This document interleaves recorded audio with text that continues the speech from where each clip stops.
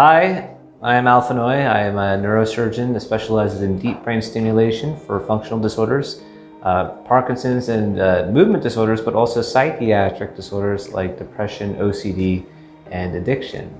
So I am based in the United States, currently in New York at Northwell, and we have a robust deep brain stimulation program that we are carrying over from when I was in Houston to recently now in New York. We do DBS for the same indications, and we're continuing our work in depression. So similarly, we are performing the same kind of surgeries here at NeuraXis, where we have the ability to really use fine-tuned tractography to identify the location where we want to place the electrodes and have very good outcomes. So over the last 8 years, we've had a very large depression DBS program where we've treated 16 patients in Houston. We target the medial forebrain bundle, the superolateral branch, and we've had very good improvement. Of the 12 patients who have completed a full year's worth of stimulation, we've had 80% of them achieve remission from a response from depression, which is a 50% improvement of the depression scores, considered a very good improvement. Remission has been a little less, but I'd say more than 50% of the patients have achieved remission. So that's quite wonderful.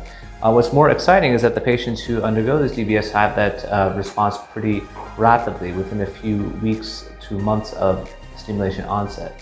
And this is sustained, and we have written a paper of patients who have sustained DBS for 5 years and have continued their antidepressant effect during that time. So we know that it is definitely something that is chronic and can continue. Should a patient have a discontinuation of their stimulation, we've also learned that depression relapses. And so chronic stimulation is mandatory for such improvement. It is real. So that is something that we definitely continue to want to continue. I want to carry over in NeuraXis, and that's what we have plans for the future. So with patients with depression, we also have seen similar improvement with OCD. 50% of patients who've had DBS to the medial forebrain bundle have had an improvement of their OCD symptoms, if you're looking at Y-box scores. Addiction, we consider the similar type of response, considering that the superolateral branch of the medial forebrain bundle taps into the reward network, and we know that addiction has many ties to reward networking. And so if we look at a node within the reward network, which we believe the medial forebrain bundle taps into all of those nodes very well.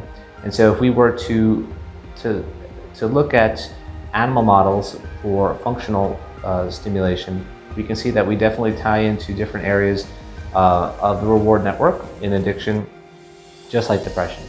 And so we expect that we will have a very good improvement, but we don't know. We just assume that for addiction we'll have just as good improvement for depression and OCD. These are the crux of trials that we're undergoing in the United States, and what we also hope to continue here. So that's just a glimpse of what we hope to do here at NeuraXis, and look forward to paving the future, making it nice and bright for patients that have psychiatric illnesses. So we are very excited to see how we can do a very similar type of improvement, not only in depression patients, OCD patients, but also for patients that have addiction for opioid use disorders, as well as alcohol abuse disorders. And we believe that by modulating the reward network, we should have such a response. But we don't really know. We just are hypothesizing that will work. And there is some good evidence that it might in preclinical models. In the United States, there are some clinical trials underway, and so that is what we're also trying to do here. So we're very excited to see what happens, and let's make the future bright. We're paving the way for new improvements in psychiatric disease. So sounds exciting.